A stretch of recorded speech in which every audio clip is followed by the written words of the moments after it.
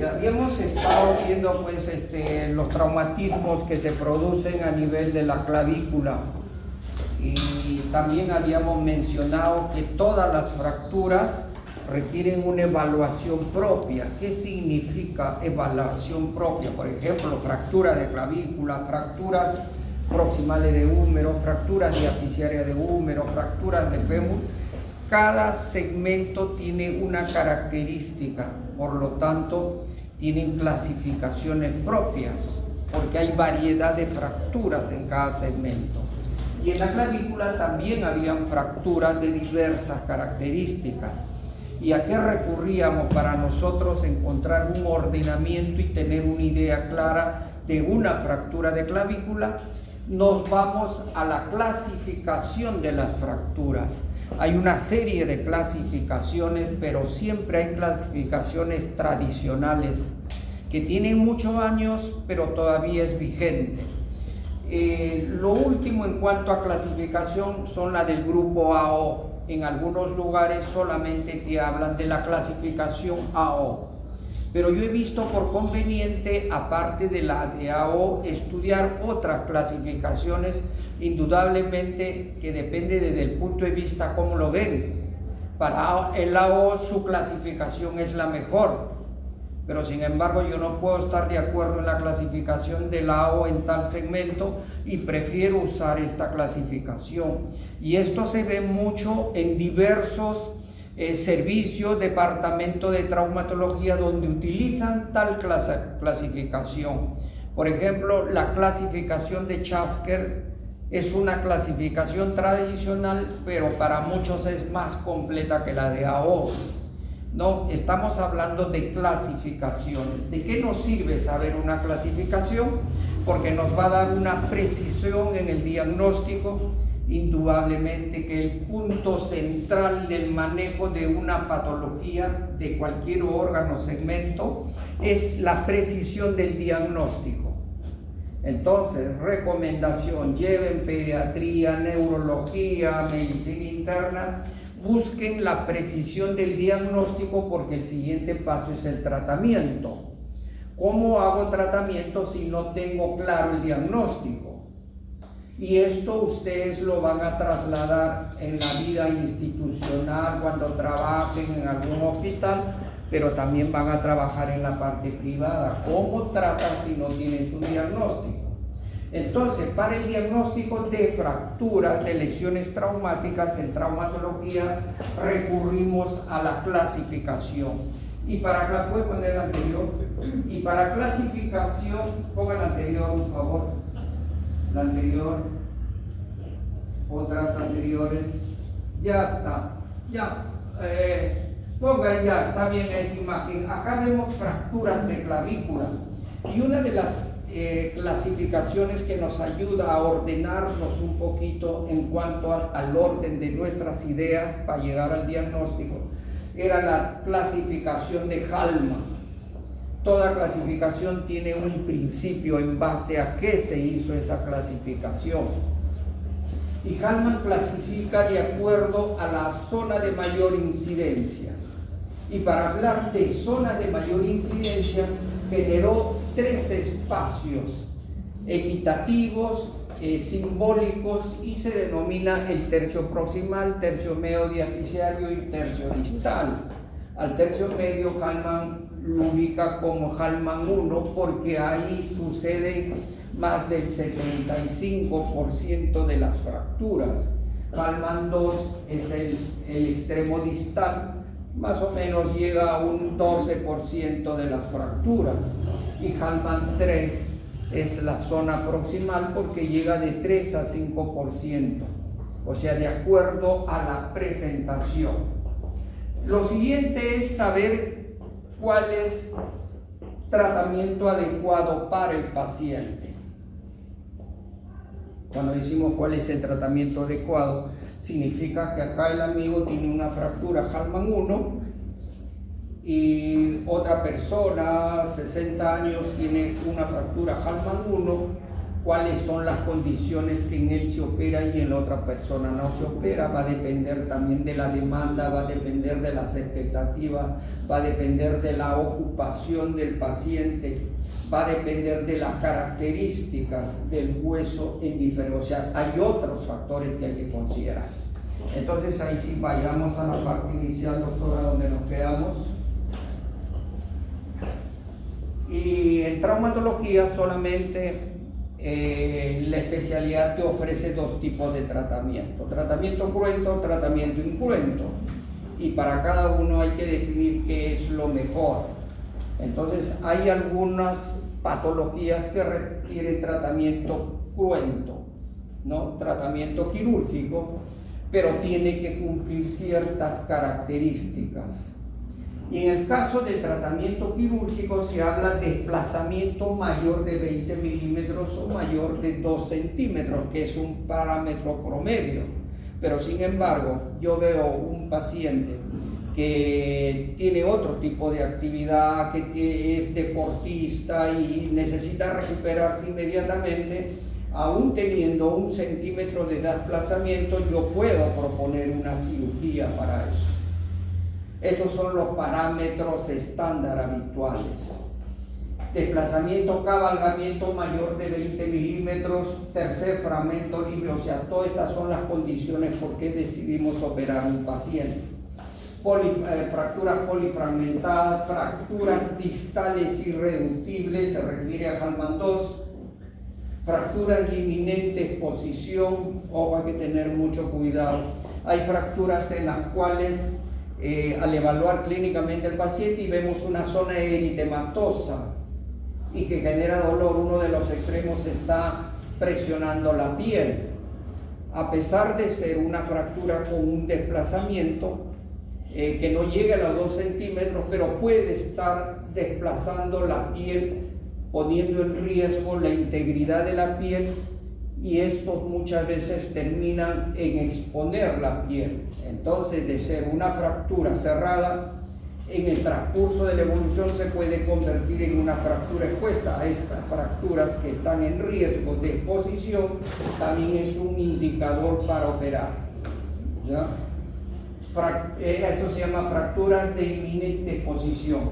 Fracturas que adicionalmente existe lesión neurológico-vascular, o también hay fracturas que pueden estar afectando la zona pleuroparenquimal. Pacientes vienen ya con dificultad respiratoria, mientras que una fractura de clavícula no genera dificultad respiratoria, puede generar dolor en diversa magnitud, pero cuando hay una fractura de clavícula más una dificultad a la respiración y dolor a la respiración, ya sospechamos que adicionalmente de la fractura hay un compromiso pleuroparenquimal. Ya nos iremos a tomar radiografía, pero ya hay una indicación para ser tratado quirúrgicamente esa fractura de clavícula. Y el hombro flotante es cuando existe una fractura que antecede y una fractura que precede, o sea, una antes y una después de una zona articular. Entonces el concepto de hombro flotante, también van a haber codo flotante, van a haber rodillas flotantes, que es bastante común ver rodillas flotantes en politraumatizados. Fracturas de tórax inestable, generalmente cuando hay una fractura de clavícula y adicionalmente más de 2, 3 fracturas de costilla que ponen en riesgo la expansión torácica. Pasemos. Siempre detrás de una fractura, o cuáles son los riesgos de una cirugía, lo habitual es que las fracturas que requieran tratamiento quirúrgico evolucionen en forma satisfactoria, en un postoperatorio tranquilo, pero cuando no se toman las precauciones o no se tiene la experticia, no se tiene la evaluación de evaluar fracturas de clavícula constantemente, pueden ir a una complicación posterior a la cirugía. Infecciones es algo que siempre va a acompañar a todo acto quirúrgico.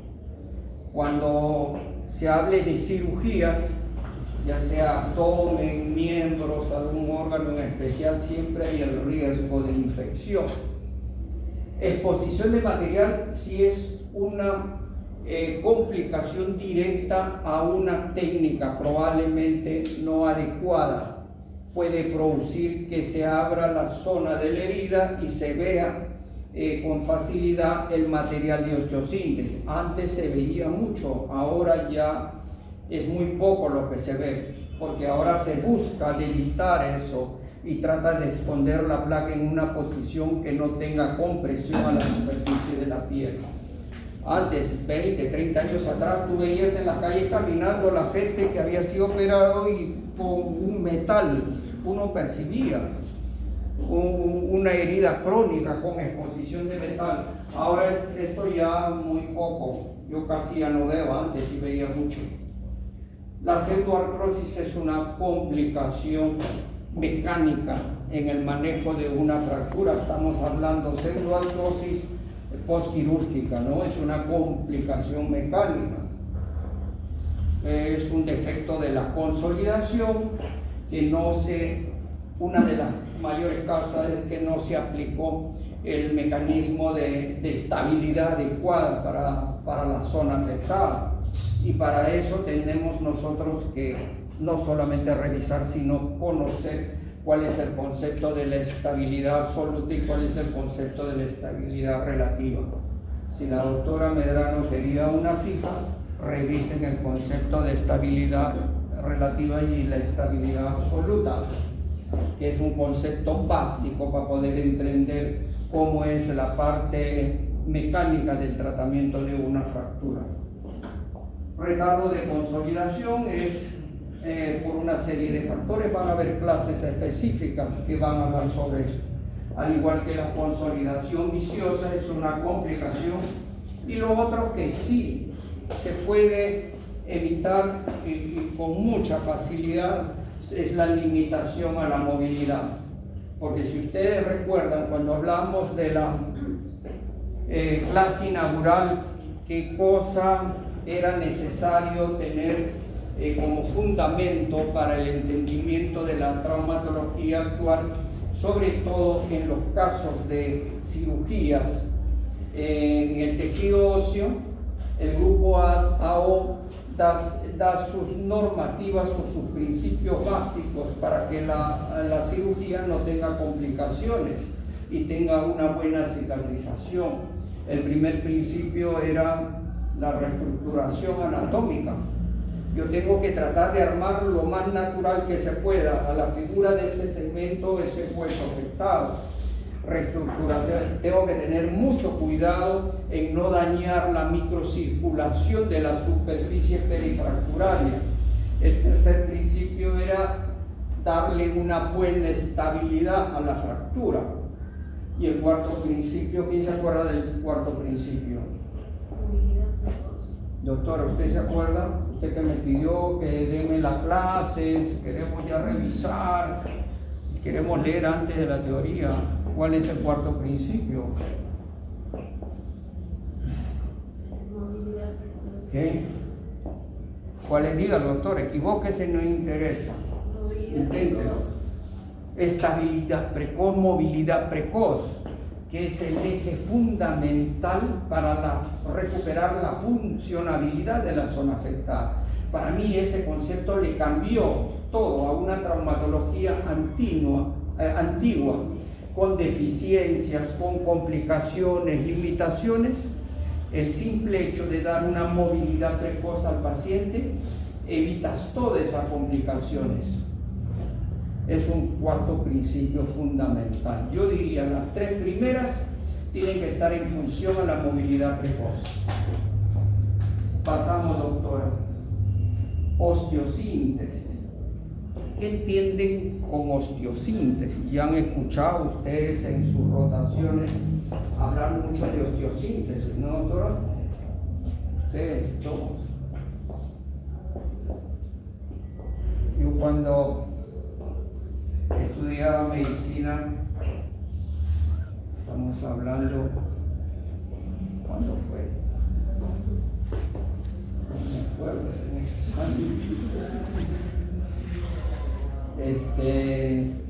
Y bueno, luego estudié traumatología y lo primero que escuchaba era osteosíntesis. Pero los griegos eran tan hábiles que doblaban el significado y te daban la respuesta de lo que ellos querían decir, o ellos querían decir mucho con una palabra. Doctora, ¿qué está haciendo? Creo que la doctora es de la U, me está bloqueando. Bueno, osteo, hueso, síntesis, es la síntesis de una lesión ósea en relación a una fractura, no sintetizar la fractura. Entonces, cuando hablamos de osteosíntesis referido a clavícula o cualquier segmento óseo, es disminuir las características de una fractura tratando de mantener en su forma anatómica. Y en fracturas de clavícula se realiza también la osteosíntesis con esos fines. Y se utilizan diversos tipos materiales de osteosíntesis, como es placa de bajo contacto. La placa de bajo contacto son una de las últimas placas que no solamente sirve para unir el hueso, sino tienen cierta distancia, a veces de 2, 3, 4 milímetros entre la superficie del hueso y la placa. Hay un espacio que permite la microirrigación de la fractura. Son placas ya especiales por el simple hecho de permitir mejor irrigación a la zona de fractura. Obviamente ya tienen otro costo, ¿no? En el mercado de los osteosíntesis, tú quieres una placa, un costo, otra placa, otro costo, ¿no? Bueno, la placa de compresión dinámica es una placa que te permite hacer una compresión dinámica. Nos referimos a la compresión axial, que a través de una placa y una técnica, colocando un tornillo, tú colocas el otro tornillo, ya con un diseño especial va a lograr que la placa se deslice y una más la fractura. Se pueden usar también esas placas. Placas de reconstrucción son unas placas que tienen las formas convencionales, pero son muy maleables. Como la clavícula tiene anatómicamente unas superficies totalmente irregulares, con lados, caras irregulares, la placa de reconstrucción tú la puedes moldear de acuerdo a la necesidad de la superficie y te permite moldearse con facilidad. Hay una placa gancho que se utilizan en la zona distal, o sea, en la Hallman 2, ¿no? Ya vamos a ver una imagen y hablamos sobre la placa gancho. Banda de tensión en lobenque, ojo, si escucharon en fracturas de cúpula de olecrano, ¿ya han hecho patología de codo? Ya han hecho eso, ya. Ahí van a escuchar mucho de lobenque, del sistema de lobenque, que es una técnica, pero también se utiliza en el extremo distal, ¿no? Cuando hay la necesidad pueden aplicar esa técnica para las cirugías y compresión de los fragmentos, clavos, quiles, alambres y suturas de arreglo. Pase, doctora. Si hacemos un poco de recuerdo, esta fractura, ¿qué sería? ¿Podríamos describir esa fractura? Esta. Hallman, desde el punto de vista de clasificación, Hallman 1, ya está. Pero de acuerdo a las características de la fractura, podemos decir algo. Esta es diferente a cualquiera de las anteriores porque tiene varios fragmentos. Entonces sería una fractura polifragmentada con desplazamientos. No, mira, en la medicina, acuérdense de acá para adelante, no es que la medicina sea compleja. Quien lo hace compleja somos cada uno de nosotros. Entonces nuestro pensamiento tendría que ser cómo hacer una medicina mucho más simple, más clara, más didáctica, más expresiva. Eso depende de cada uno, ¿no? Entonces, cuando vean en medicina descripción de alguna patología, traten de dar los conceptos más claros, más precisos y que se entiendan mejor. Esta es una Hallman 1 polifragmentada, esta es una Hallman 1 a 2 fragmentos con un desplazamiento proximal por encima de 2 centímetros. Esta ¿Cuál sería el tratamiento para esta fractura de la primera imagen? Tratamiento oculento por ser polifragmentada, porque ahí dijimos como un estándar qué fracturas tienen que estar implicados con el tratamiento. Fracturas polifragmentadas. Esta otra, Hallman 1. Si vemos la radiografía y nos piden qué tratamiento ofrece usted, entonces antes buscamos una relación de unos parámetros. Yo diría tratamiento quirúrgico porque hay un desplazamiento mayor de 2 centímetros, y no solamente eso, porque miren la superficie que está sobre la piel, prácticamente ya lo tiene así, ¿no? El hueso se va sobre la piel y pone en riesgo de perforar piel y producir una fractura. En ambas son indicaciones absolutas para el tratamiento quirúrgico. Pase, doctora. Y estas son las placas. Estas son unas placas que ya vienen en el diseño ya estructurado dependiendo la zona en la cual tú vas a colocar la placa, pero obviamente tiene muchas ventajas, pero tiene una gran desventaja, que pueda pasar a sobrepasar la condición de utilizar esta placa. Esta es una placa de bajo contacto, es una placa anatómica moldeada, es una placa segura, con tornillos bloqueados, todo perfecto. ¿Cuál sería el inconveniente? ¿Qué es eso? O sea, la fricción que va a tener con... No, hay otro. A ver, movamos un poquito. Si ustedes no piensan, cuando lleguen a los 50 años va a decir, oh, ¿quién eres tú? Ya no me acuerdo de ti, porque no pensaron. Entonces van a tener 50 años y tienen que hacer ejercicios, 60 años ejercicios, 70 años ejercicios mentales, llegarán los 80 que se van a ir pero lúcidos. No se van a ir a partir de los 70, eres tú, no me acuerdo de ti, quién eres. Entonces siempre hay que estar pensando. ¿Cuál sería la desventaja? ¿Cuál? Va a chocar más con la piel, se va a hacer encima. Eso No. Son moldeados, anatómicamente moldeados. Una desventaja. El costo. ¿Cuál? El costo. Está bien. Ya les iba a decir, nunca sean muy obtusos. Obtuso es cuando va direccionado al huesito, sea mucho más amplio. Vean también el entorno social. Podemos hablar, presentación de un paciente, sí, hay que operar, hay que colocarle esta placa, y al final, mire señores, nos hemos reunido 30 minutos, hemos revisado tu caso y hemos llegado a la conclusión de que tienes que operarte con esta placa y acá está la receta. O sea que el hombre no tiene ni para comer una semana y va a comprar 4.000, 5.000 soles.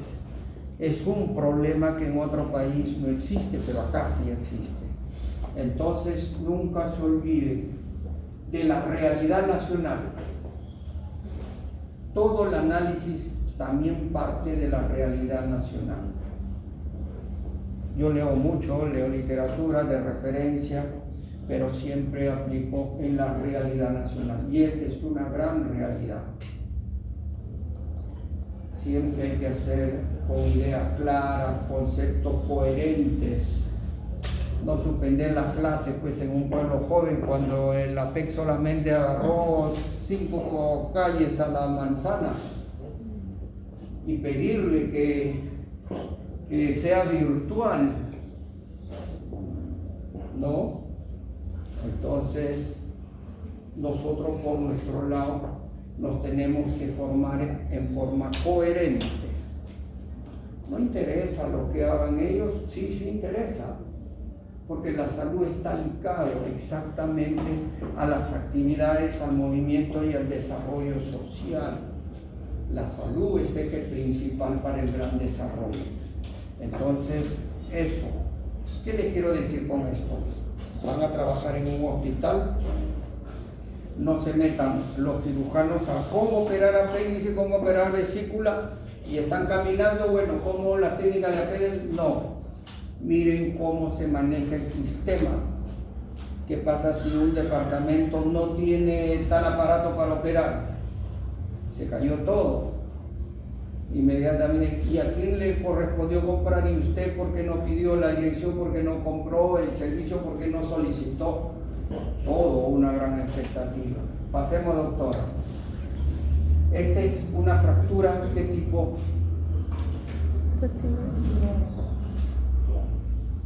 Clasificación, ¿qué clasificación usamos? Es una mala hora para la teoría, es una del día mala hora, ¿no? Con la hipoglicemia. Ese es un Hallman 2, ¿no? Con fragmentos y gran desplazamiento. Y el segmento de fractura distal polifragmentada, ¿no? Pensemos colocar una placa convencional, bueno, acá se puede colocar los tornillos, pero acá ¿dónde coloco los tornillos? Un gran problema. Entonces se creó la placa gancho. Miren, que en el extremo distal no necesita tornillos, pero ya por debajo de la zona acromial, en la placa se fija y en el lado proximal se colocan los tornillos. Antes, cuando hablamos de los materiales, yo sí, placa gancho se refería a este tipo de placa gancho. Para Hallman 2, donde no hay la facilidad de colocar una placa convencional. Pase de... Esta es una placa, esta también es una placa, solamente para mostrar en la primaria imagen que no solamente la técnica dice que lo puede colocar en el plano superior, sino también en el plano anterior y en el plano inferior, siempre evitando las complicaciones. Claro que colocar en la zona inferior es mucho más complicadita que colocar, pero a quien quiera someterse al riesgo, al trabajo de hacer el inferior, bueno, lo ideal es que fije bien la fractura. Pase, doctora. Cuando hablamos de placas que se pueden moldear, obviamente se van a moldear siempre y cuando tengamos el instrumental que es el moldeador de placa. En todo servicio de traumatología es importante tener un moldeador de placa. Yo creo que sí. ¿Por qué? Porque todos no están en condiciones de comprar una placa especial anatómica. Entonces, comprando una placa moldeada que debe estar 500 soles, puedes lograr hacer los moldeados correspondientes. Todo servicio debe tener un moldeador de placa. ¿Cuántos hospitales hay en Lima en las condiciones de hacer cirugía donde hay un departamento de traumatología quirúrgica? 12. La siguiente pregunta, ¿cuántos de los 12 tienen moldeador de placa? Esa es una gran pregunta, ¿no? Entonces, todo lo que es necesario hay que tener. Pase, doctor. Miren, ¿se acuerdan cuando hablamos que una de las condiciones para operar una fractura es aquella donde había una presión o había inminente riesgo de perforación? Mire, este paciente entra al consultorio donde que llama la atención que un extremo de la clavícula ya está presionando la piel. El simple hecho de poner en riesgo de perforación de piel ya es una indicación quirúrgica. Y evidentemente la radiografía muestra esto. El paciente se operó, se colocó la placa, se solucionó el problema de la fractura. Pase, doctora. Aquí un caso clínico. Doctora, la lista no se olvida. No, ya lo pasó. No, al final de la clase. No, pero ahorita pues, porque ya es tarde, hay que poner a los que han faltado, no pueden. No es igual al que vino con el que no vino, ¿no? ¿Hay diferencias o lo manejamos igual? ¿Qué opinas? No puede ser igual, ¿no? Al que se dio el esfuerzo de venir, al que se dio el esfuerzo de no alimentarse bien a su hora, no puede ser igual al que no vino, ¿no es cierto? ¿Jalao todos? No tanto. Pero no puede ser igual. El paciente cae en una bicicleta en marcha con dolor, deformación e impotencia funcional en miembro afectado. Obviamente que se topaba la zona clavicular, todo el dolor concentrado en zona clavicular. Y a la inspección se ve deformación y dolor en la zona clavicular del lado izquierdo. El paciente va a emergencia, se le solicita una radiografía y se le indica anestésico intramuscular. Ustedes pasaron por ahí y le muestran las radiografías. Y alguien, un traumatólogo fastidioso, porque ustedes ya no llevaban traumatología, ya estaban haciendo otra actividad, y le dice, doctora, a ver, dígame, describe usted la radiografía. Usted no le va a decir, no, sabe que yo no estoy en ese curso, eso ya llevé ya. No, ya tiene que saber, tiene que quedar marcado el conocimiento básico de las especialidades. Describa la radiografía, es una fractura Hallman 1 con desplazamiento del extremo proximal mayor de 2 centímetros. Ya tiene una idea, ya, ¿no? La siguiente pregunta, ¿qué tratamiento propone usted y en qué consiste?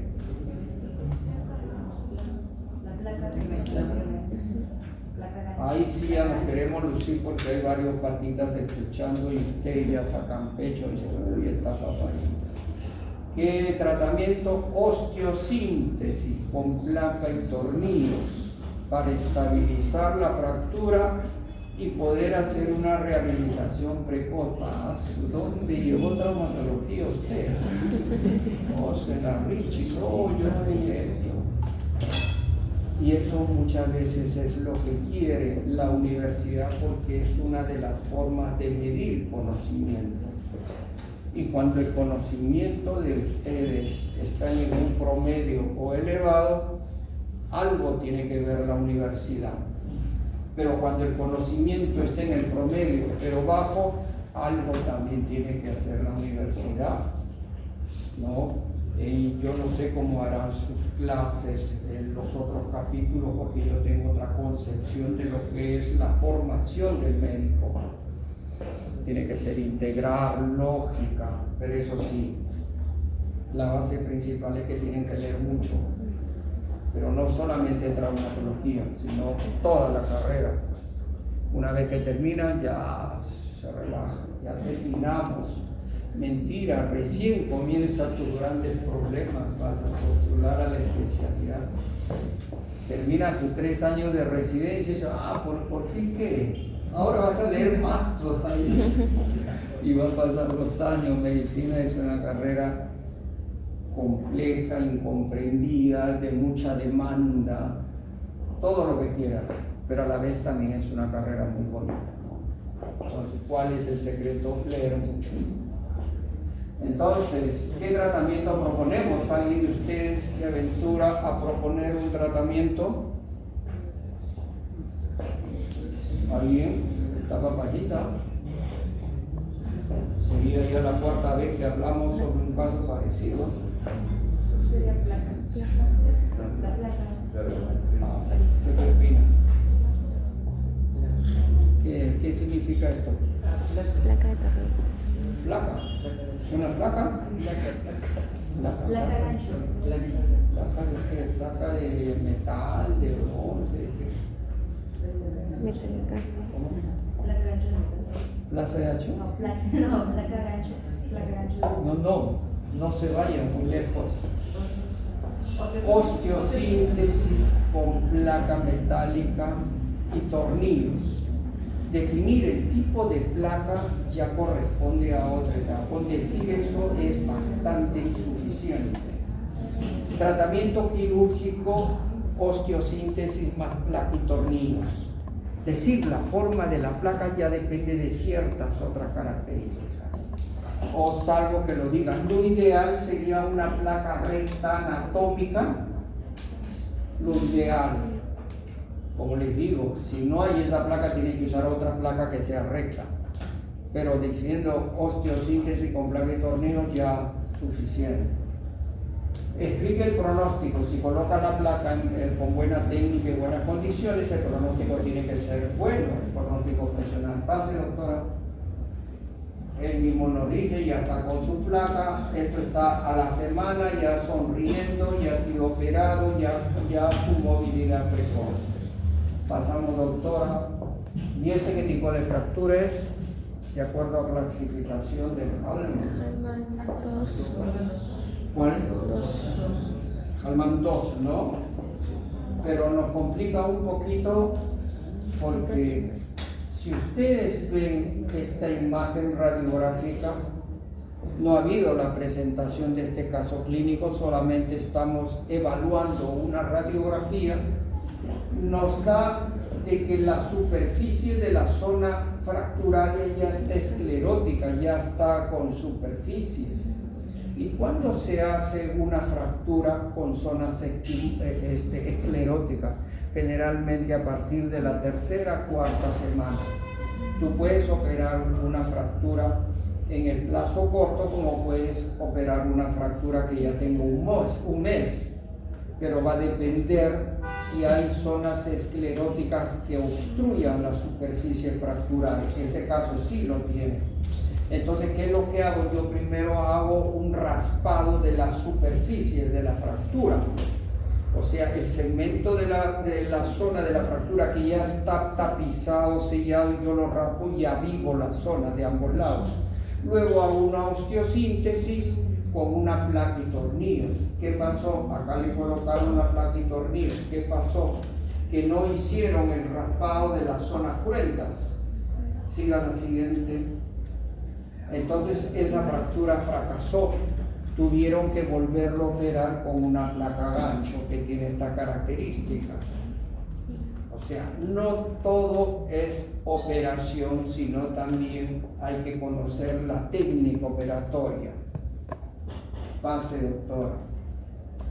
Y acá, paciente varón, 24 años, caída de bicicleta apoyándose sobre la mano, codo en extensión, dolor moderado, región clavicular. Pregunta, describa la radiografía. Si existiera alteración anatómica, identifíquela y precise cuál sería el diagnóstico definitivo. ¿Qué diagnóstico ponemos ahí? Hallman 1, ya, pero algo más. No desplazado. ¿Cómo? No desplazado. ¿No escucho? No desplazado. No desplazado. ¿Qué más? ¿Cómo? Dos fragmentos, ¿no? Lo importante es que es una fractura Hallman 1 no desplazada. ¿Algún tratamiento en especial? Bueno. Ah, ya. Ya lo tiene, ¿verdad usted, no? Tratamiento vendaje. Tratamiento incruento. Partamos con tratamiento cruento o tratamiento incruento. ¿Por qué muchas fracturas de clavícula que no son desplazados son tratados incruentamente? Porque la clavícula es un hueso muy noble, tiene una facilidad para la cicatrización. Pase la siguiente. Vendaje en 8 para clavícula, pase. Antes se usaba mucho el vendaje en 8, incluso el yeso en 8, pero ahora han salido algunos elementos ortésicos que son mucho más cómodos, que permiten mayor funcionabilidad y la posición es la adecuada. Pase, doctor. Esta es la clasificación de Hallman, pero para las fracturas que son Hallman 2, o sea, en el segmento distal, hay una clasificación adicional que es la fractura de Neal, la clasificación de Neal. Tipo 1, las fracturas sin desplazamiento, fractura distal sin desplazamiento. Tipo 2, fractura distal con desplazamiento superior y ruptura del ligamento coracoides y trapezoides. En la tipo 3 es una fractura que no ha afectado el ligamento, pero sí tiene una zona articular. Pase. Tienes tratamiento generalmente para las fracturas de Hallman 2, donde no solamente es necesario hacer la osteosíntesis, placa y tornillo de la zona, sino también la reparación ligamentaria. Esta, la B, la C, la D, la E, adicionalmente, mire, tiene un bloque fija la apófisis coracoide con la clavícula, eso para reemplazar el ligamento, acá también, y acá también es otra técnica. Pasamos.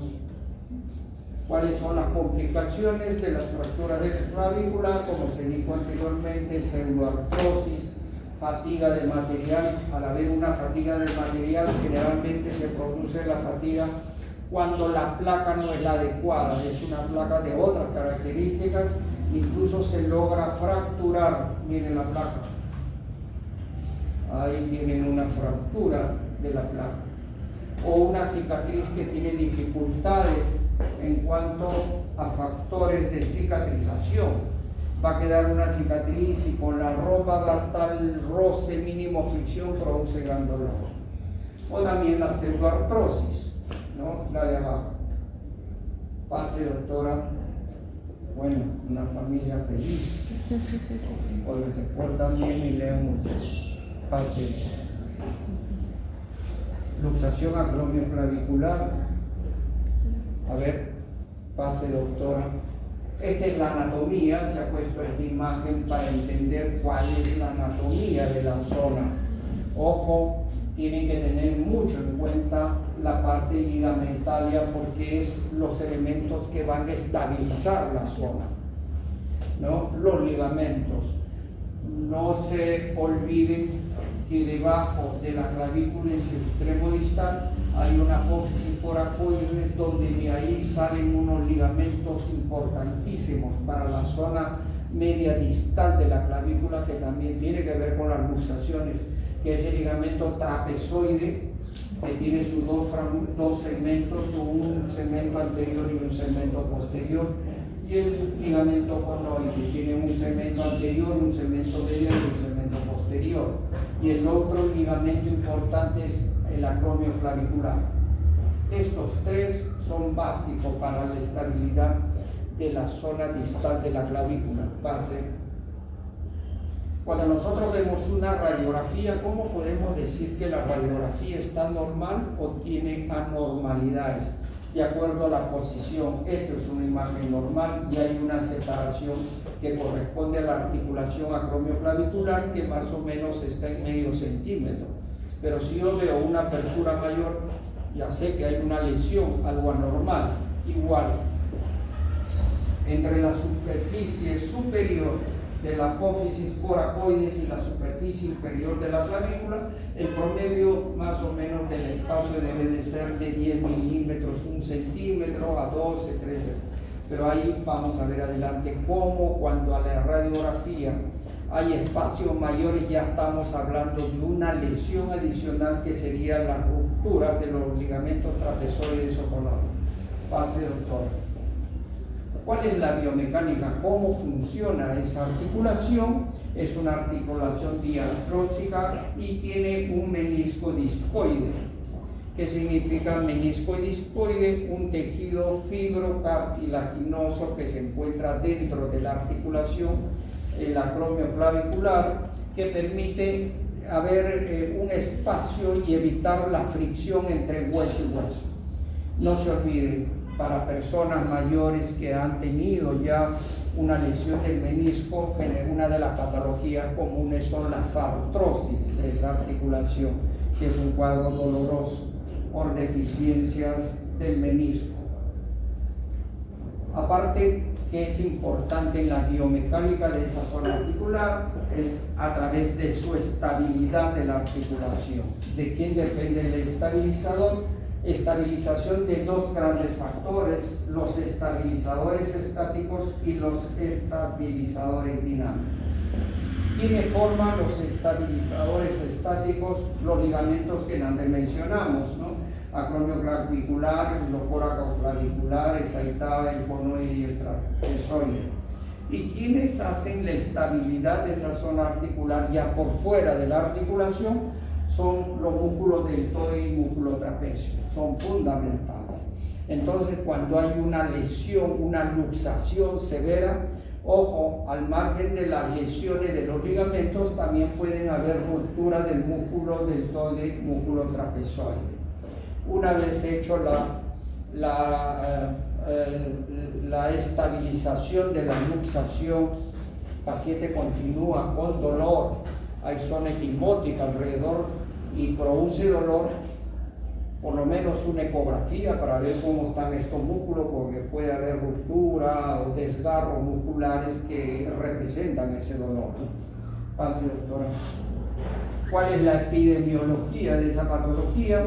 El 12% del total de las lesiones en la cintura escapular. Entonces, entre los huesos, articulaciones y demás elementos anatómicos que parten y conforman la cintura escapular, el 12% corresponden a las lesiones acromioclaviculares.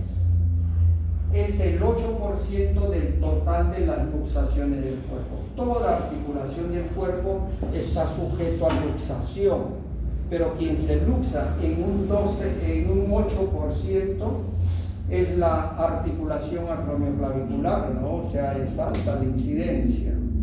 ¿En quiénes se va a dar más? ¿En qué grupo etario? Entre la segunda y tercera década de la vida son los pacientes que sufren más esta lesión. Y en cuanto a sexo, ¿cuál es el porcentaje de acuerdo al sexo? Generalmente más ocurre en varones que en mujeres en una proporción de 10:1. ¿Y cuál es el mecanismo o la actividad que genera mayor luxación acromioclavicular? Generalmente los deportes de contacto. Adicionalmente algunas caídas, actividades laborales que están en alturas. ¿Cuál es el mecanismo? El mecanismo generalmente es directo. ¿Cuándo es directo un mecanismo? Cuando las fuerzas y la energía va directamente a producir la zona de la lesión. Pase, doctora. Estos son algunos ejemplos. Caen directamente, inmediatamente hay dolor, hay deformación en la zona de la articulación. La primera impresión diagnóstica es luxación acromioclavicular, ¿no? Ya hay la evaluación clínica y la evaluación radiográfica van a confirmar y van a determinar qué tipo de luxación es.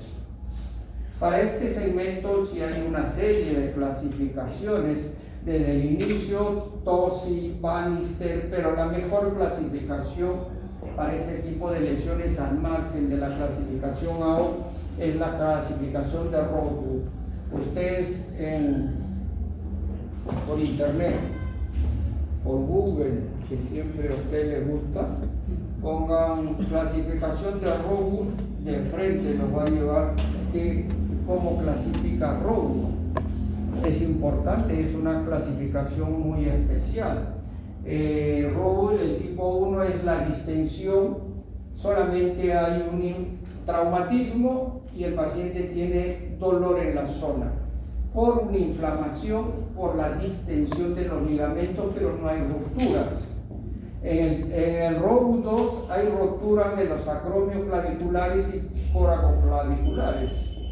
El tipo 3 también hay ruptura de acromioclavicular y coracoclaviculares. En el tipo 2 solamente hay distensión, ¿no? Y en el tipo 3 sí hay rupturas, donde viene ya más detalle en cuanto a la clasificación de Rothwood, donde habla de las rupturas del acromioclavicular y coracoclavicular. El espacio coracoclavicular es mayor del 25%, ¿no? Deltoides y trapecio parcialmente desinsertados. El tipo 4, desplazamiento clavicular posterior. ¿Qué significa desplazamiento clavicular posterior? Quien sale es la clavícula. Entonces, al haber la luxación, la clavícula puede estar arriba, puede estar hacia zona posterior o puede estar hacia la zona inferior. Son las tres grandes ubicaciones del extremo distal. Y Rothwood clasifica a partir del tipo 4 cuando la clavícula va hacia la zona posterior. La tipo 5 es el espacio clavicular. Esto es un desplazamiento superior por encima del 100%. O sea, la tipo 5 es cuando la clavícula se va hacia arriba. ¿En qué proporción? Por el 100% de su posición habitual. Y la tipo 6, cuando la clavícula se desplaza hacia la zona inferior. O sea, tenemos desplazamiento posterior, que es la 4, la 5 desplazamiento superior y la 6 desplazamiento inferior. Doctora, ¿quería una fija? Ahora le voy a dar la fija. No se duerma, pues, doctora. Aquí nosotros habíamos hablado, pues, cuáles son los espacios anatómicos normales cuando evaluamos una radiografía. Esto no es normal, ¿no? Hay un desplazamiento superior, lo cual indica que hay una lesión en el ligamento, ruptura. También hay un desplazamiento superior por encima del 100%. Si nosotros vemos esta radiografía, podríamos hablar que es patológica o es una imagen normal. Patológica. Patológica, o sea, no normal, ¿cierto? Entonces me dijeron en trauma, ya estaba con hambre y me acuerdo que nos hablaron que toda patología de preferencia hay que clasificarla. ¿Qué clasificación utilizamos para las luxaciones acromioclaviculares? ¿Y qué características tiene este segmento clavicular? Porque el acromio siempre va a mantener su misma posición. Quien varía la posición es el extremo distal de la clavícula. ¿Cuál sería?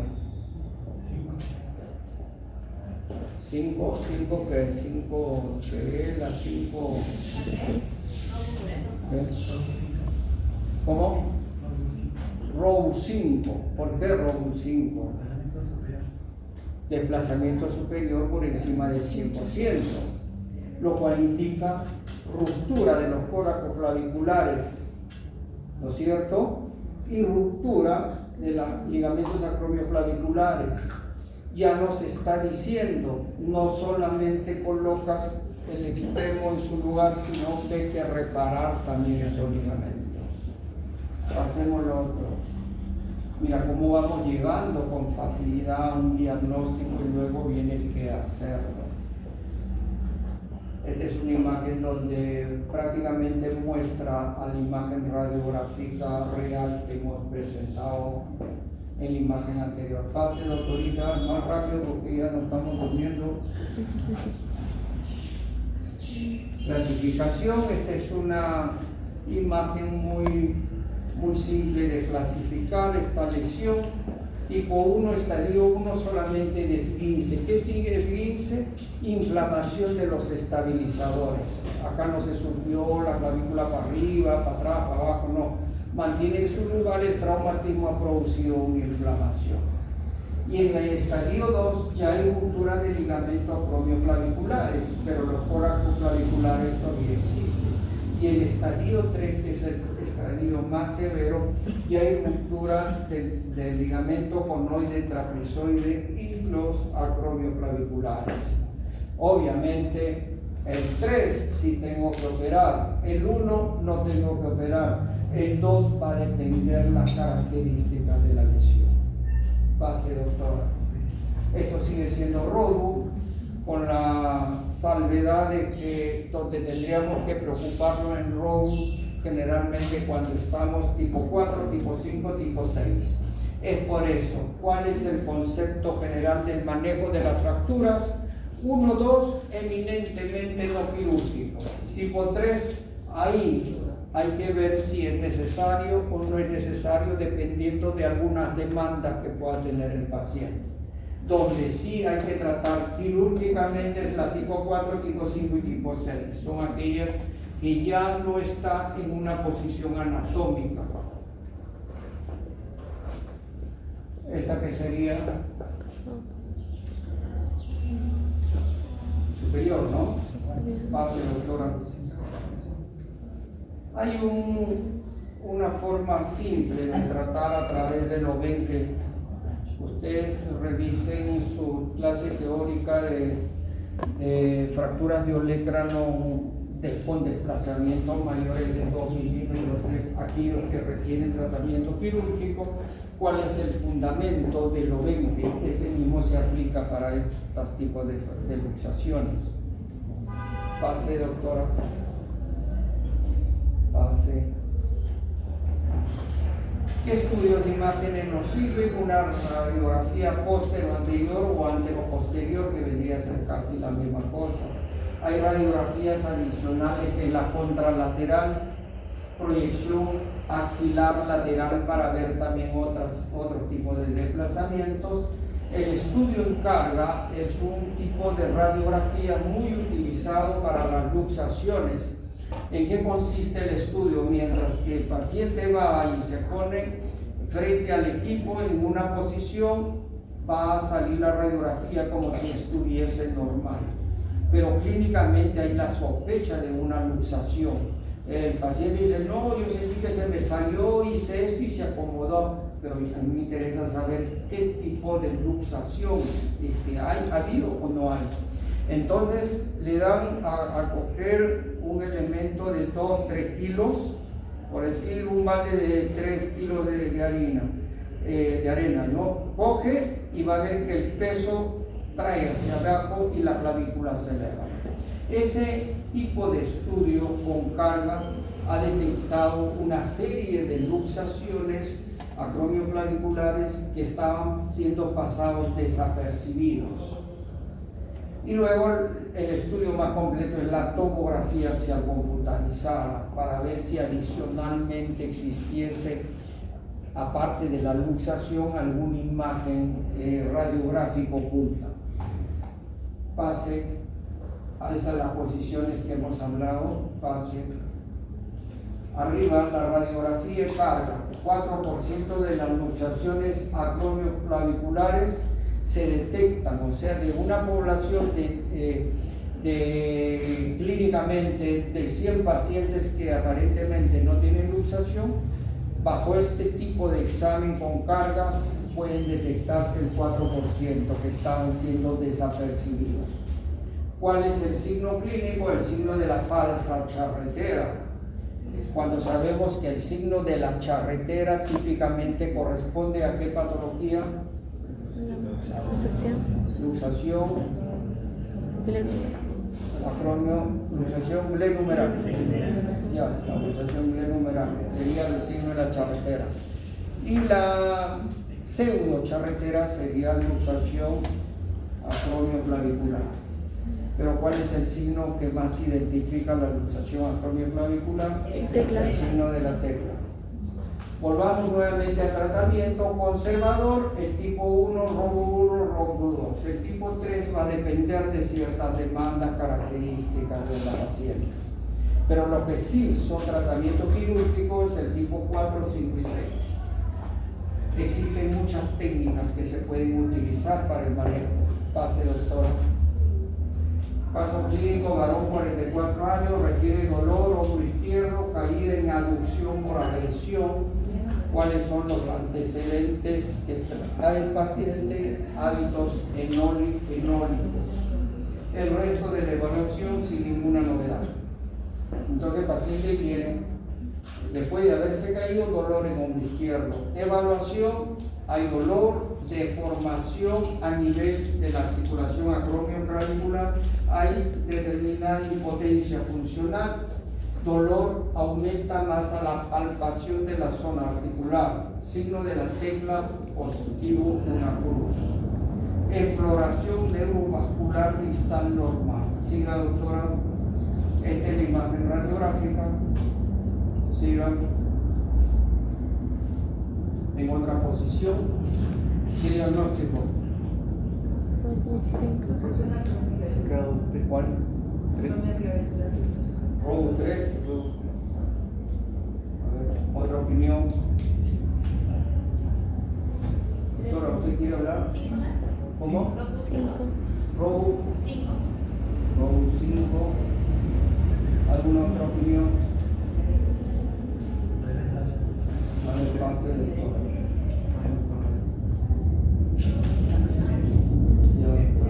Tratamiento conservador o quirúrgico.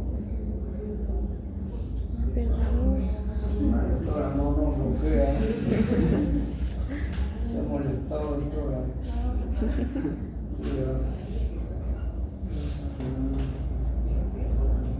Sometido a tratamiento quirúrgico. poco encima de los 20 en la zona articular. Clavito hacia alambre de compresión. Base, doctora. Es de la del clavito.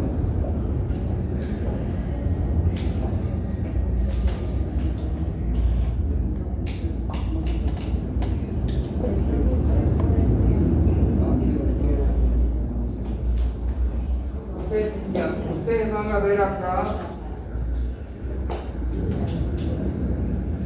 un elemento metálico, ¿no?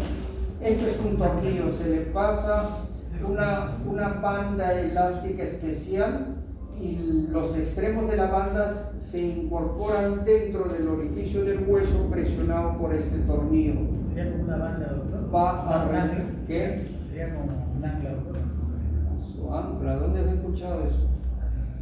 ¿Dónde? Servicio. Es un anclaje. Un ancla. No, mira, el tornillo es el que hace presión, va a reemplazar a la función del ligamento. Esto le da una mayor seguridad para la estabilización, porque los ligamentos coracoclaviculares serán estabilizadores intrínsecos, fuertes, importantes para la estabilidad. Pase, doctora. Acá se ve. Acá no hay para el tornillo de compresión, se utilizan otro tipo de tornillo. Pase.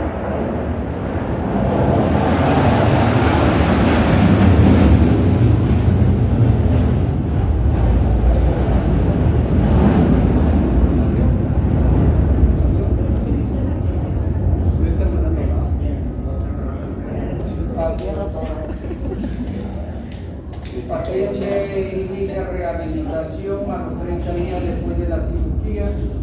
Bueno, había un dolor residual más a la palpación profunda. El grado de flexión era bastante aceptable a los 30 días. Pase, doctora, que fue mejorando en el transcurso. 15 días después mejoró los rangos de movimiento articular. Pase, doctora. Este es otro caso clínico, varón, 17 años, dolor en hombro izquierdo después de un accidente de tránsito. ¿Cuál fue su accidente de tránsito? Una caída en su bicicleta. ¿Qué presenta el paciente? Una deformación, impotencia funcional, dolor a la palpación de la zona craneoclavicular. Signo de la tecna positivo es exploración neurovascular distal negativo. Pase. Ya está, miren, pase, pase, pase, pase, pase, diagnóstico. Se la acabó. ¿Qué No. dice el director? Mira, pase, grado 2. Tratamiento conservador, ¿no? Pase. Doctor, una consulta. Sé que a partir del grado 3 puede ser o quirúrgico o no quirúrgico. ¿Bajo qué criterio decido qué tratamiento usar? Buena pregunta. Hay algunos aspectos y básicamente demanda del paciente. Básicamente siempre va a haber un pequeño bulto. Va a haber un pequeño bulto que a alguna persona le puede ser insignificante. Hay otros que no, yo no quiero tener ese bulto, usted sabe que yo siempre voy a modelar y no. Entonces hay otros criterios externos. ¿Por pero, estética, básicamente? Diga, ¿Por estética, básicamente? puede ser estético, puede ser de acuerdo a la demanda del paciente. No, yo quiero operarme porque de acá en 10 días ya tengo que mover el brazo. Factores ocupacionales, pero siempre el grado 3 se tiene que haber una comunicación mucho más directa acerca de las expectativas. El anterior, doctora, en el grado 2, tratamiento conservador, reposo en cabestrío por 2 semanas, obviamente las 2 semanas evitar movimientos bruscos, mucho menos evitar deportes de contacto, evitar cualquier mecanismo de carga, o sea, en un reposo absoluto con el cabestrillo. Estos son los tipos de cabestrillo, base, A los 35 días, paciente asintomático, movilidad completa, sin molestia, sin dificultad, arcos de movilidad completos, ¿no? ¿Cuáles son las indicaciones quirúrgicas? Netamente ya hablamos del grado de luxación tipo 4, tipo 5, tipo 6. ¿Por qué? Porque se había alterado la biomecánica de la función, es decir, ya había lesiones adicionales que comprometían a rupturas de cierto margen de los ligamentos intrínsecos, ¿no? O sea, la luxación de 4, 5, 6 quirúrgica, aparte cuando hay lesiones asociadas. Pero había que considerar también la edad del paciente, actividades profesionales, actividad deportiva. Hay pacientes que el hueso lo tienen acá 60 años, no, pero ¿para qué quiero operarlo? Dentro de 15, 20 días ya no va a haber dolor, pero va a tener un bulto ahí. No, no me interesa. Yo prefiero no operarme, ¿no? Pero sí, clínicamente la recomendación es operarse. Pase. ¿Cuáles son las complicaciones? La pérdida de la reducción, y más sucede cuando utilizan el cerclaje con no buena técnica. Generalmente logra desplazar nuevamente, ya no como tenía antes, pero logra cierto margen de desplazamiento que puede llegar al 20-25% de desplazamiento, pérdida de la reducción. Cuando se utilizan elementos metálicos puede haber ruptura o migración. Los clavos se rompen o migran, salen del lugar y vienen. Doctor, ¿sabe qué? Ayer cuando dormí desperté que el clavo ya se me había salido. O cuando hay perforación de la piel también es una complicación, daña la piel y ya sabemos la infección o una mala cicatrización también es una complicación. Esto también lo van a tocar ya en otra clase, o ya lo han tocado. Vamos a darle una revisión así. Esta es la anatomía de la zona proximal del húmero, donde inmediatamente la zona del hombro, constituido por el extremo proximal del húmero y la zona de la glenoides. La biomecánica es un factor muy importante, y cuando hablamos de biomecánica hablamos de estabilidad de la articulación. ¿Cuáles son los elementos que dan movilidad a la zona articular? No se olviden que el hombro es la articulación que tiene más movimientos en el cuerpo, no por encima de la cadera, pero el hombro tiene casi todo tipo de movimiento, y lo da a expensas de elementos musculares adheridos a través de zonas tendinosas ligamentarias, y sobresale nítidamente el manguito de los rotadores. ¿Quiénes forman el manguito de los rotadores? El supraespinoso, el infraespinoso y el redondo menor, ¿no? Mientras tanto, por la zona medial tenemos al tendón del subescapular. Importante el canal del tendón bicipital de la porción larga del bíceps. Toda la patología que se asocia o compromete ese canal, hay que tener la claridad de evaluar la porción larga del bíceps, porque adicionalmente a una fractura puede también romperse el tendón del bíceps. O sea, no dejar de evaluar la porción larga del tendón del bíceps. Pase. Esta es la parte anatómica vascular, ¿no? La arteria humeral con sus dos elementos importantísimos, que es la circunfleja anterior y la circunfleja posterior. La circunfleja anterior tiene rol importante en la vascularización. La circunfleja anterior va a ser determinante para darle irrigación a todo el plano superior de la cabeza, incluso parte de la articulación, de la superficie articular, a través de la arteria arcuata o la arteria ascendente, y la circunfleja posterior va a tener una acción directa en el territorio metafisiario. Mucho cuidado cuando se habla de lesiones traumáticas del húmero proximal, inmediatamente se prende el foco y habla de daño vascular, y cuando hablamos de daño vascular en una articulación, la siguiente que tenemos que preocuparnos es la necrosis aséptica. Entonces, toda fractura que se produce en la zona proximal del húmero, habría que ver cuáles son las que afectan la circulación, porque ponen más en riesgo la vascularización frente a una necrosis vascular de la zona, ¿no? Entonces, tenemos que tener mucho cuidado. Y estos son nervios importantes, mediano cubital, el radial en la zona próxima diaficiaria del húmero, el nervio radial es importante. Pase, doctorita. Esta es la arteria, la parte vascular, arteria axilar, va a dar la arteria circunfleja anterior y la circunfleja posterior. La anterior, por su rama ascendente o la arcuata, es el principal aporte sanguíneo de la superficie articular, como se mencionó. Y la circunfleja posterior va a dar ramas para irrigar la zona metafisiaria. Nervios plexobraquial, acá tenemos el nervio axilar y el nervio musculocutáneo, y después no hay de mayor importancia. Epidemiología, 5 a 7% de las fracturas en general, ¿no? Las fracturas de húmero proximal ocupan el 5 al 7% de todas las fracturas en general. El 45% de las fracturas humerales se da más en personas por encima de 50 años.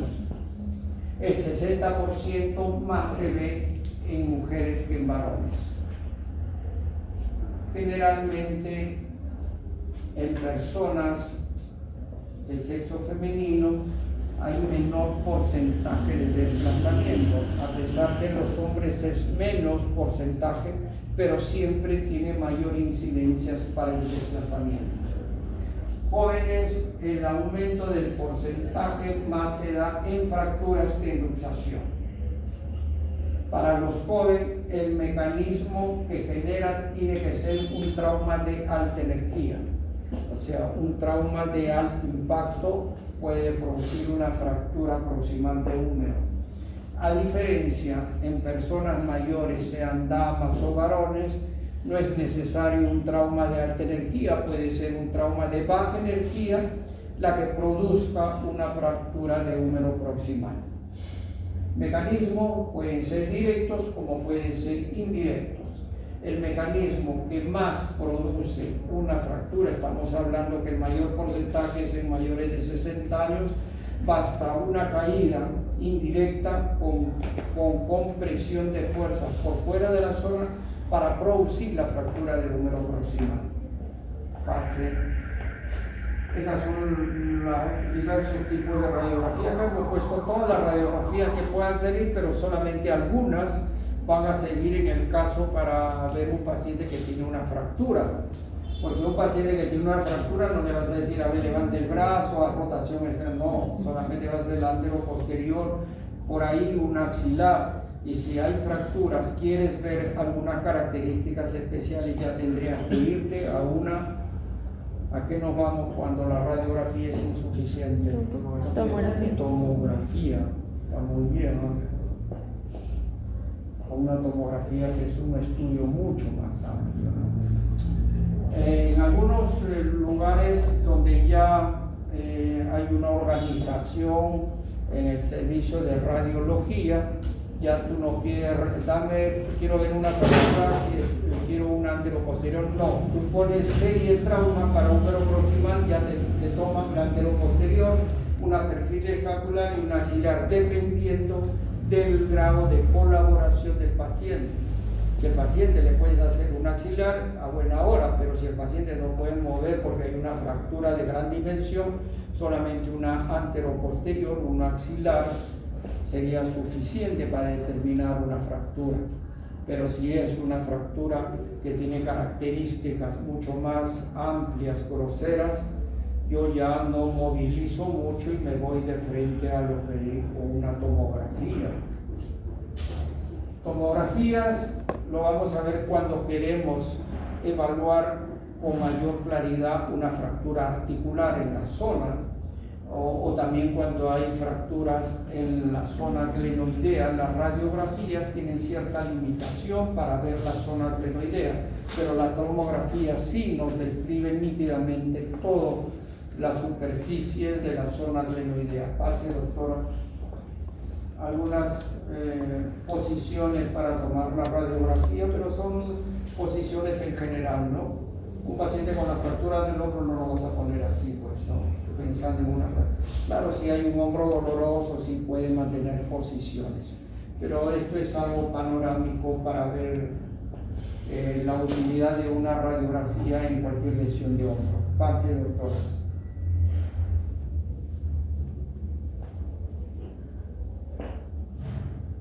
Clasificación. Igual volvemos nuevamente, pueden existir una variedad de fracturas, pero ¿cómo lo ordenamos? ¿Qué hacemos? Bueno, vamos a ordenarlo así, la doctora propone otra cosa, Dios le dirá, bueno, no nos hagamos mayor dificultad, hay que evaluar si existen clasificaciones para fracturas de húmero proximal y si existen a través de la historia. En el año 1896 hay la clasificación de Kocher, que su fundamento era parecido a la de Hallman de acuerdo a la localización, ¿no? Y luego en el año 1945 tiene una clasificación de acuerdo a las características del mecanismo de producción. Watson-Young en el año 55 también le da una mejora a las características pero donde ya se genera una clasificación, quizás sea revolucionaria, es en el año 70 con la clasificación de Neal. La clasificación de Neal en cualquier departamento del país y probablemente en otros países siempre lo van a tener en cuenta porque es una de las clasificaciones más completas que puede haber. La clasificación de Neal. Uno dice, pero del año 70 no interesa cuándo se hizo. ¿Cuándo nació los Beatles? Para quien le gusta la música. ¿A ti te gusta la música? ¿Cuándo se escuchó los Beatles? ¿Qué año más o menos? ¿Qué? 1969. Pero la fecha tiene vigencia. Y va a pasar 10 años y va a seguir teniendo vigencia. Y va a pasar 10 años y va a tener vigencia. Eso se da muchas condiciones, situaciones que sobrepasan los límites del tiempo, son vigentes. Igual a los que les gusta el fútbol, el equipo de la selección peruana del año 70 va a pasar los años y creo que hasta ahora no va a haber un equipo parecido, ¿no? Entonces hay situaciones donde los hechos, los sucesos trascienden a través del tiempo. Dije trascendencia. Aparte de que ustedes van a ser médicos, preocúpense del concepto de la trascendencia. ¿Qué significa? El siempre dejar huellas, siempre generar expectativas donde vayan. Trabajas en un lugar, te vas a otro sitio, ¿quién era el doctorcito que vino y se fue? Ah, sí, no lo conozco. Al diferente, no, el doctor que vino se iba a un hospital mejor y él era muy disciplinado, era muy respetuoso y él tenía una vocación. Eso se llama trascendencia. Quizás una de las partes más importantes del ser humano en la vida de la sociedad, la trascendencia. Bueno, hablemos de la clasificación de Neal. ¿Y por qué es particular la clasificación de Neal?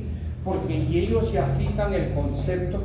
Bueno, Neal no era una persona, Neal tenía un grupo de estudio, era un conjunto y él era la cabeza, era un grupo de investigación. Y dice, bueno, las fracturas de húmero proximal hay que verlo con sumo cuidado. ¿Pero por qué? Porque la gran mayoría nos va a llevar a una patología mucho más lamentable en esa articulación, que es la necrosis aséptica. ¿Y por qué se produce? De acuerdo a los daños donde transcurre la irrigación vascular. ¿Qué arterias son importantes? La que hemos revisado, esa simplemente lo más corto y preciso, las circunflejas, por donde trasciende, pero la circunfleja anterior tiene un territorio y la posterior tiene, entonces hay que evaluar las fracturas que afectan esas zonas. Hizo una clasificación, acá por ejemplo, basada en el desplazamiento de los 4 fragmentos. Ahora les voy a explicar cuál significa la teoría de los 4 fragmentos un poco más adelante. Por la importancia de la personalidad de la fractura. ¿Qué significa personalidad de la fractura? Entre ustedes, en los 50 pueden haber 2 personas que tienen la misma talla, varones que tienen la misma talla, que nacieron casi el mismo día y tienen casi la misma voz, pero van a tener características distintas en otros aspectos.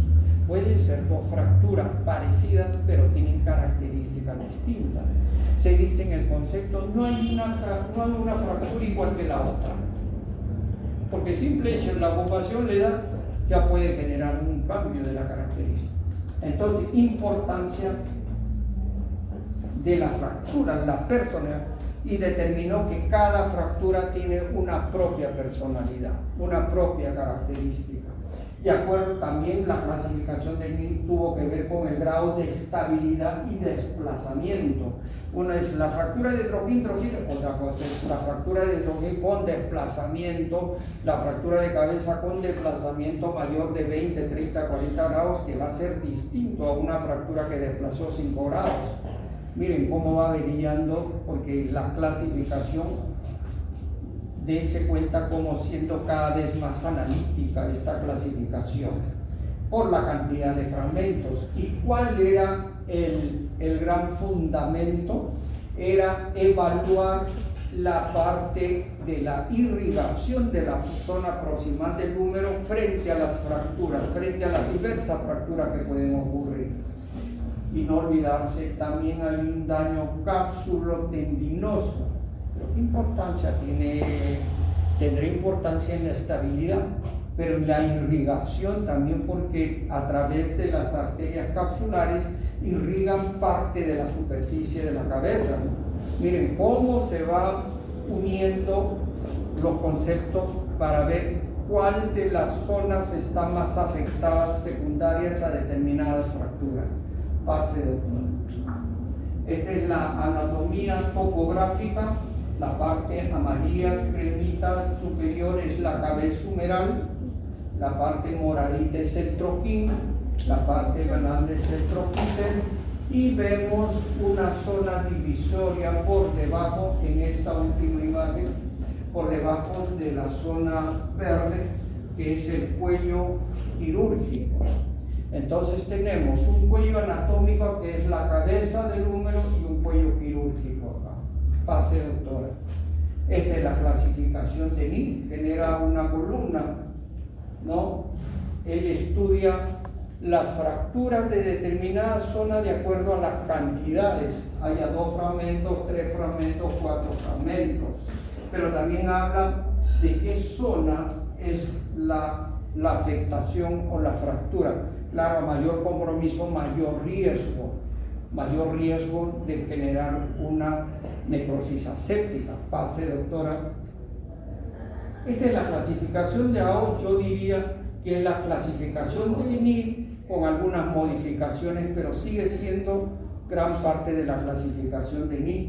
La clasificación de AO clasifica en 3 tipos: tipo A, tipo B y tipo C. Las tipo A son unifocales, donde solamente está afectado un foco. La fractura es a cualquiera de los niveles anatómicos, pero solamente afecta un foco. Aparte que son extracapsulares o extraarticulares. Y ahí viene el concepto de dividir la zona articular en intraarticulares y en extraarticulares. Si hay un fuego que viene por la zona de los jardines, quienes se van a afectar primero son los que están por fuera de esta habitación. Igualito, es distinto la localización intraarticular a la zona extraarticular. Pero cuando la zona es extraarticular, menos riesgo de necrosis. Cuando afecta la zona articular, como en los tipos C, mayor probabilidad de necrosis aséptica. ¿Quiénes están en la zona intraarticular? El cuello anatómico, por todas las fracturas que afectan cuello anatómico y la cabeza humeral. Son las fracturas que te van a llevar más a la necrosis. ¿Quiénes son los que los riesgos de necrosis son casi nulos? Aquellas fracturas que están por fuera de la articulación. En conclusión, las fracturas tipo A son extraarticulares y no tenemos riesgo de lesión vascular. Pero las tipo C son fracturas articulares que pueden ser en el cuello anatómico o en cualquier parte de la cabeza. Eso sí tienen alta probabilidad de lesión vascular. Pasamos, doctora. Esto es igual, la misma vista. Cualquier cosa tenemos que valorar el patrón de la fractura, el grado de desplazamiento, el estado vascular, también hay que evaluar la calidad ósea. La edad del paciente es importante, ¿no? Determina muchas cosas, el grado de actividad del paciente. Y también es importante la habilidad del cirujano, porque no cualquiera que es traumatólogo va a operar una fractura de húmero proximal, más aún siendo intraarticular. Y lo otro, la conformidad y expectativas del paciente que hay que tener en cuenta. Sabiendo todo lo que sabemos, explicando todo lo que se tiene que explicar a un paciente, ellos son los que deciden la cirugía. Uno le da la explicación y dice, sí, doctor, yo quiero operarme. Doctor, ¿sabe qué? Yo no me voy a operar. Perfecto, está bien. Siempre hay una segunda alternativa de tratamiento, pero uno tiene que aceptar con claridad la expectativa del paciente. ¿Cuál es la clínica?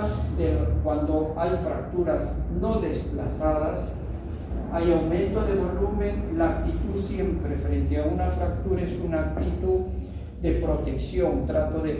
Tengo mi lesión en el lado derecho, trato de proteger la zona. Tengo un dolor moderado, la movilidad, cierto grado de respiración.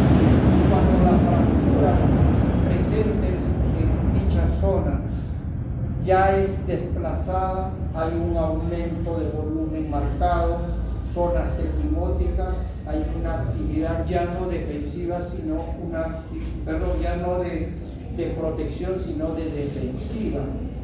Hay impotencia funcional absoluta, el paciente no puede movilizar. Cada vez que el paciente ya no puede movilizar, ya ustedes saben que es una fractura desplazada, que lo tengo que demostrar con las imágenes radiográficas.